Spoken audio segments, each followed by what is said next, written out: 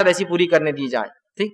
بہرحال پانچویں چیز جو گناہ ہے جس کو ہم نے معمولی سمجھ لیا، جو پانچویں کیٹیگری آج کی میری، وہ میاں بیوی کے تعلقات کے بارے میں، کہ میاں بیوی کے تعلقات میں کچھ ایسے اعمال ہیں جن اعمال کو ہم معمولی سمجھتے ہیں، جو سنگین شریعت میں جرم ہے.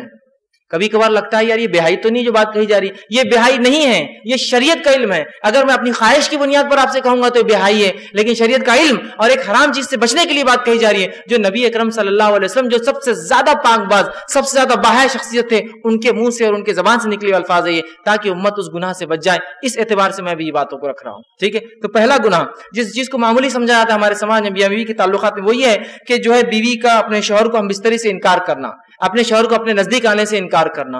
نبی اکرم صلی اللہ علیہ وسلم نے جامع صغیر کے اندر یہ روایت آتی ہے، آپ نے فرمایا جب شوہر اپنے بیوی کو بلائے، ہم بستری کے لیے بلائے، تو عورت پر واجب ہے کہ وہ فوراً اس کی بات مان لے، سوائے شرعی عذر کے وہ انکار کر سکتی. شرعی عذر، ایسی کوئی مجبوریاں جس کی وجہ سے مجبوری الگ بات ہے، لیکن شرعی عذر نہیں ہے تو آپ فرماتے ہیں وہ خاوند کی فوراً خاوند کے جو ہے بات کو مان لے، خواہ وہ اونٹ کے کجاوے پر کیوں نہ بلا رہا ہو، بیٹھا ہوا ہو.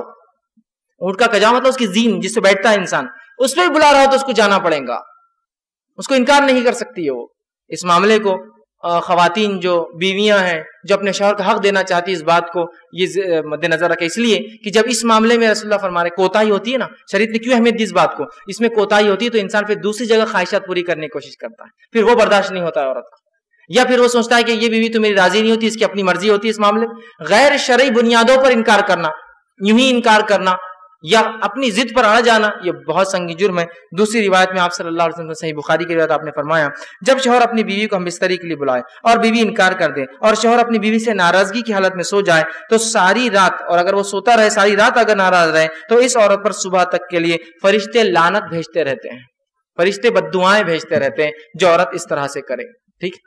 دوسری چیز جو میاں بیوی کے تعلقات میں جس گناہ کو معمولی سمجھ لیا گیا ہے جبکہ شریعت میں اتنا سخت گناہ ہے، وہ یہ ہے عورت کا بنا کسی شرعی عذر کے اپنے خاوند شوہر سے طلاق کو ڈیمانڈ کرنا کہ بھائی مجھے طلاق دے دو، مجھے چھوڑ دو، مجھے چھوڑ دو، بنا کسی شرعی عذر کے. شرعی عذر ہو سکتے ہیں لیکن بنا شرعی عذر کے ڈیمانڈ کرنا یہ سخت گناہ ہے. صحیح جامع صغیر کی روایت ہے، آپ صلی اللہ علیہ وسلم فرمائے بغیر عذر کے خلا لینے والیاں اور اپنے شوہر سے چھٹکارا حاصل کرنے والیاں، گھر اجاڑنے والیاں، یہ اس امت کی منافق ہے.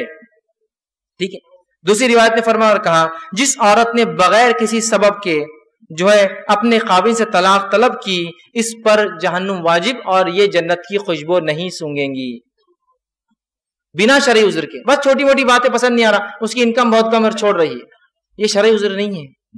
ہماری بہنوں کو چاہیے کہ اس بات کو بہت سنگینی سے لے، والدین کو چاہیے اپنے بچیوں کو سمجھائے کہ چھوٹی موٹی باتوں پر جو اپنے بیٹیوں کو نہ بٹھا لے. ڈیمانڈ کر رہے ہیں آپ، کتنی بری بات ہے، طلاق شوہر کا حق ہے اور آپ بیٹی ڈیمانڈ کرتی ہے، شرعی عذر بھی نہیں ہے اس کے پیچھے. تو یہ بڑی اہم چیز ہے، یاد رکھیں، اس بات کو سمجھنے ضرورت. تیسرا گناہ جو میاں بیوی کے تعلقات میں ہوتا ہے اس کو معمولی سمجھ لیا گیا ہے اور اس کے تعلق سے اتنی سخت وعید حدیث میں کہ جس کی کوئی انتہا نہیں، وہ ہے حالت حیض کے اندر بیوی سے ہم بستری کرنا یا ایسی جگہ پہ ہم بستری کرنا جو غیر فطری ہے پیچھے کے حصے میں.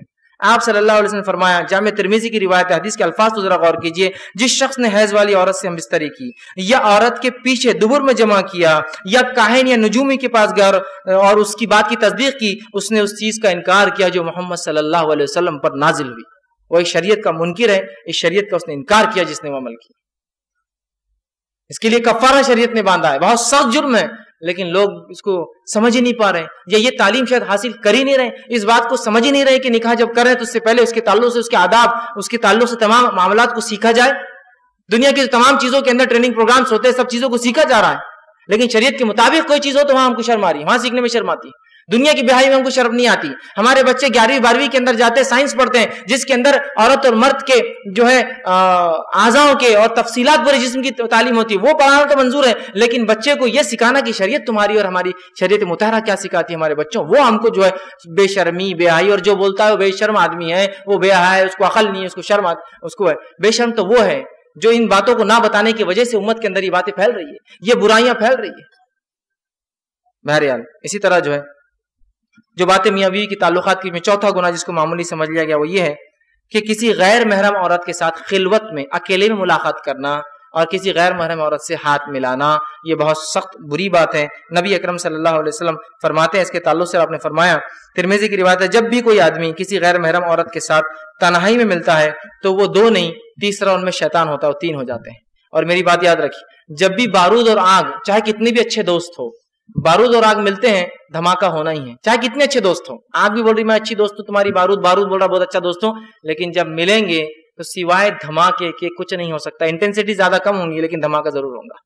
تو مرد اور عورت جب غیر محرم ملتے ہیں، یہ بارود اور آگ ہے، یہ کبھی بھی کتنے اچھی نیت سے ملے یہ دھماکہ ہونا ہی، یہ کبھی ساتھ نہیں رہ سکتے ہیں، ٹھیک۔ اسی طرح آپ صلی اللہ علیہ وسلم نے فرمایا اور کہا، عورت سے ہاتھ ملانا تو بہت دور کی بات ہے، عورت کا تعلق سے دھکا لگنا کیا ہے اس کے بارے میں کیا؟ ہاتھ ملانا بولے تو پکڑنا ہو جاتا ہے، اسی دھکے کے تعلق سے آپ فرماتے ہیں، اور آپ نے فرمایا صحیح جو ہے جامع صغیر کی روایت ہے، تم میں سے کسی شخص کے لیے ایک کیل لے کر اپنے سر میں مار لینا، ٹھوک لینا، اور ظاہر سی بات سر میں کیلا ٹھوکیں گے تو کیا ہوگا، سمجھ رہے نا؟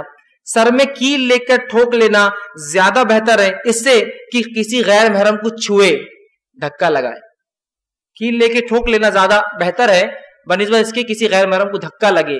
یہاں ہاتھ ملانے میں دھکا کہاں لگتا ہے؟ ہاتھ ملایا جاتا ہے پورا، اور اس کو فخر، سٹیٹس اور پتہ نہیں کیا کیا سمجھا جا رہا ہے۔ یہ کائے کا فخر اور کائے کا سٹیٹس، اوچھا پن ہے میرے نزدیک۔ تو یہ نبی اکرم صلی اللہ علیہ وسلم نے کبھی کسی عورت کا ننگا ہاتھ دیکھنا بھی پسند نہیں کیا، کھلا ہاتھ۔